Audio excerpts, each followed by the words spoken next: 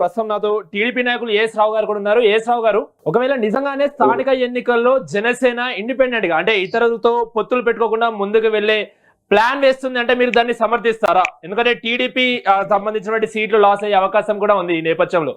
ఎలా చూస్తారు మరి? నమస్కారం అండి, మీకు పైన ఉన్న పెద్దలందరికీ కూడా నమస్కారం. ఇప్పుడు మొదటిగా జనసేన పార్టీకి వ్యవస్థాపకంగా జనసేన పార్టీ ఆవిర్భవించి దాదాపు దశాబ్ద కాలం అవుతున్నప్పటికి కూడా జనసేన వ్యవస్థాపకంగా పార్టీ పరంగా డెవలప్ కాలేదు.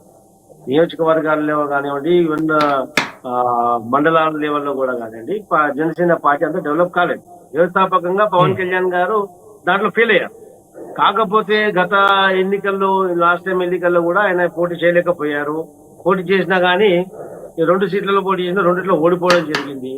ఒక సీటు గెలవడం, అది కూడా జగన్ వైపు వెళ్ళిపోవడం, అంత పరాభవం చూశాడు. ఎందుకంటే ఒంటరిగా ఆంధ్రప్రదేశ్ రాష్ట్రంలో రాజకీయ పార్టీని నడపడం అనేది ఆ రోజు ఉన్నటువంటి పరిస్థితుల్లో పవన్ కళ్యాణ్ కి కత్తి మీద సాములాగానే మారింది ఆ రోజు.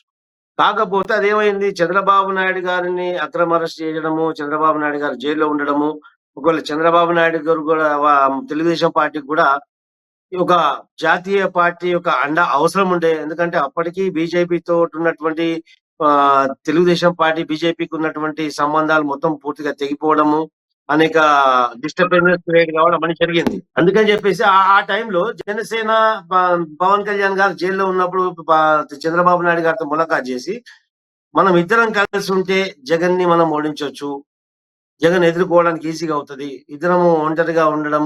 మళ్ళీ బీజేపీ కూడా ఒకవైపు జాతీయ పార్టీ అయినప్పటికీ కూడా బీజేపీ ఒంటరిగా కూడా పోటీ చేయలేదు, చేసే పరిస్థితి కూడా బీజేపీ కూడా లేదు. ఒక శక్తిగా మారి కూటమిగా ఏర్పడితేనే జగన్ ఎదుర్కోగలుగుతామని చెప్పేసి ఒక ఒప్పందంకి వచ్చిన తర్వాత చంద్రబాబు నాయుడు గారు కూడా దానికి అంగీకరించడం జరిగింది. కొన్ని షరతులతో కూడినటువంటి ఒప్పందం అలా జరిగింది.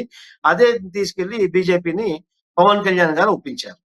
ఆ తర్వాత చంద్రబాబు నాయుడు గారు, పవన్ కళ్యాణ్ గారు, కూటమి అందరూ కూడా కష్టపడి ప్రభుత్వానికి వచ్చిన తర్వాత పవన్ కళ్యాణ్ గారు కానీ ఒక పార్టీ ఒక అధికారంలోకి వచ్చి ఒక సీటు కూడా లేనటువంటి పార్టీ రేపు పార్టీ అధినేత ఉప ముఖ్యమంత్రి స్థాయిలో ఉన్నప్పుడు ఆ పార్టీ స్థానిక సంస్థల ఎన్నికలు మేము తగ్గి ఏదో 10%, 15% మేము సీట్లు పోటీ చేసినప్పటికీ కూడా రేపు అన్ని ఎన్నికల్లో కూడా అదే విధంగా ఉంటామని చెప్పేసి కూడా ఎవరు అనుకోరు. ఆబ్వియస్లీ పవన్ కళ్యాణ్ చోట్ల ఎవరున్నా గానీ పార్టీని బలోపేతం చేసుకోవాలని, ఎందుకంటే దశాబ్దం కాలం కంటే ఎక్కువైంది పార్టీ పెట్టి, పార్టీని డెవలప్ చేసుకోవాలని ఖచ్చితంగా వాళ్ళు కూడా ఆలోచిస్తారు. వాళ్ళ ఆలోచన మీద ఆలోచిస్తారు. రేపు ఎన్నికల నోటిఫికేషన్ వచ్చిన తర్వాత అప్పుడు ఉన్నటువంటి స్థానిక సమస్యలు అవన్నీ బట్టి అప్పుడు కూటమి అధినాయకులందరూ కూడా కూర్చున్న తర్వాత ఒంటరిగా వెళ్ళొచ్చా, లేకుంటే సీట్లు మళ్ళీ ఇంతకుముందు కూటమి ఏ విధంగా పోటీకి వెళ్ళింది జనంలోకి ఆ విధంగా వెళ్ళొచ్చారంటే అప్పుడు డిసైడ్ చేయడం జరుగుతుంది. ఎందుకంటే నెక్ ఆఫ్ ద మూమెంట్ లో డిసిషన్ తీసుకుంటది. అభిప్రాయాలు మాత్రం ఎవరి అభిప్రాయం వాళ్ళకు ఉంటాయి. ఎందుకంటే ప్రజల్లో కార్యకర్తల్లో ఉత్సాహం నింపడానికి మనం అన్ని సీట్లు పోటీ చేస్తామంటే కార్యకర్తలు అన్ని సీట్లలో కూడా కార్యకర్తలు ఉత్సాహంగా ఉంటారు. అదే విధంగా లోకేష్ గారు కూడా అదే చెప్తారు, అన్ని 80% మనమే పోటీ చేస్తామని చెప్పేసి వాళ్ళు కూడా అనుకోవచ్చు. 80% మనం అసెంబ్లీ సీట్లు గెలిచాము, 80% స్థానిక సంస్థలు కూడా గ్రౌండ్ లెవెల్ కూడా మనకు 80% మనకు బలం ఉందని చెప్పేసి మనం బలాన్ని నిరూపణ చేసుకోవచ్చు అని చెప్పేసి లోకేష్ గారు కూడా అదే ఆలోచిస్తారు.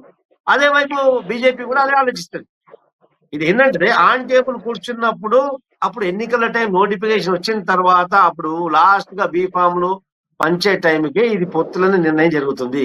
ఎందుకంటే గతంలో నేను పోటీ చేసినప్పుడు కూడా చూసాను, 2014లో మాకు బీఫామ్లు ఇచ్చేసి మా క్యాండిడేట్స్ అనౌన్స్ చేసిన తర్వాత కూడా మళ్ళీ పొత్తులప్పుడు లాస్ట్ బీజేపీతో కుదిరితే మళ్ళీ సీట్లు మళ్ళీ అయిపోయింది. ఒక నిమిషం, 2024లో ఆ జనసేన ఖచ్చితంగా కాంప్రమైజ్ అయింది, అది ఒప్పుకోవాల్సిందే. సో ఇప్పుడు కాంప్రమైజ్ అయ్యే పరిస్థితులే లేదంటుంది.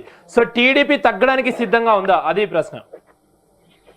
టీడీపీ తగ్గడానికి సిద్ధంగా ఉందా, ఎవరు తగ్గుతారా ఎవరు పెరుగుతారా దానికంటే ఇంపార్టెంట్ ఏమైందంటే అక్కడ స్థానికంగా ఉన్నటువంటి ఓట్లు ఏ విధంగా కైవసం చేసుకోవాలని అదొకటి ఇంపార్టెంట్. గెలవడమే ధ్యేయంగా ముందుకెళ్తే కరెక్ట్ ఉంటుంది. ఎందుకంటే దీనిలో సొంత ఈగోలు, మేము ఎక్కువ మీరు తక్కువ అని ఆలోచిస్తే ఖచ్చితంగా ఆడ ఎదురు దెబ్బ తగలడం ఖాయం. ఎందుకంటే అక్కడ ఎదుట్లో ప్రతిపక్షంలో ఉన్నటువంటి పార్టీ కూడా ఇక్కడ కూటమి చేస్తున్నటువంటి కార్యక్రమాలు ప్రతిదీ కూడా క్షుణ్ణంగా అబ్జర్వ్ చేస్తున్నారు. ఏ ఒక్క అవకాశం దొరికినా దాన్ని వాళ్ళు అవసరంగా సద్వినియోగం చేసుకోవడానికి వాళ్ళు రెడీగా ఉన్నారు. ఎందుకంటే ప్రతిపక్షంలో ఉన్నారు వాళ్ళు.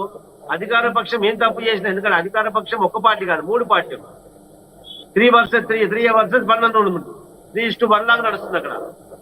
ఉన్నటువంటి 3 ప్రధాన పార్టీలు అధికారంలో ఉన్నాయి, ఒకటే పార్టీ ప్రతిపక్షంలో ఉంది. కాబట్టి వాళ్ళు ఇక్కడ చేస్తున్నటువంటి ఏ చిన్న లోపం ఉన్నా దాని మీద కాన్సన్ట్రేట్ చేయడం వాళ్ళకి ఈజీగా అయిపోతుంది, జనాల్లోకి వెళ్ళడం వాళ్ళకి ఈజీగా అయిపోతుంది.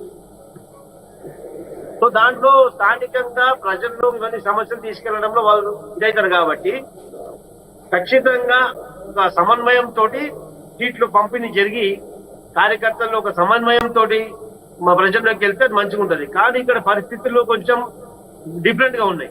ఎందుకంటే జనసేన కార్యకర్తలు, జనసేన ఎమ్మెల్యేలు ఉన్న దగ్గర టీడీపీ ఇన్ఛార్జీల దగ్గర ఎమ్మెల్యేలు ఉన్నారు, జనసేన ఇన్ఛార్జీలు మా వల్ల మీరు గెలిచారు, మీ వల్ల మేము గెలిచారని చెప్పి స్థానికంగా కొద్దిగా రచ్చ జరిగింది. కొద్దిగా కోల్డ్ వార్ అనేది నడుస్తూ ఉన్నది. దాన్ని అధినాయకత్వం గమనించి ఆ ప్రతి నియోజకవర్గానికి ఒక సమన్వయ కమిటీ ఏర్పాటు చేసి ఆ సమన్వయ కమిటీలో ఏ లోపాలు ఉన్నా కానీ ఆ లోపాలన్నీ కూడా కరెక్ట్ చేస్తేనే రేపు స్థానిక సంస్థలలో ఖచ్చితంగా విజయం సాధిస్తాం. అదే కాకుండా ఇలాగే ఎవరు పొత్తుకాళ్ళు, ఎవరు ఇష్టానికి వాళ్ళు ఇలానే స్టేట్మెంట్ ఇచ్చుకుంటూ పోతుంటే ఎదుటి వాళ్ళకి ప్రతిపక్షానికి మనకు అవకాశం ఇచ్చిన వాళ్ళు అవుతాం, అంతే తప్ప ఇంకా మరొకటి కాదు.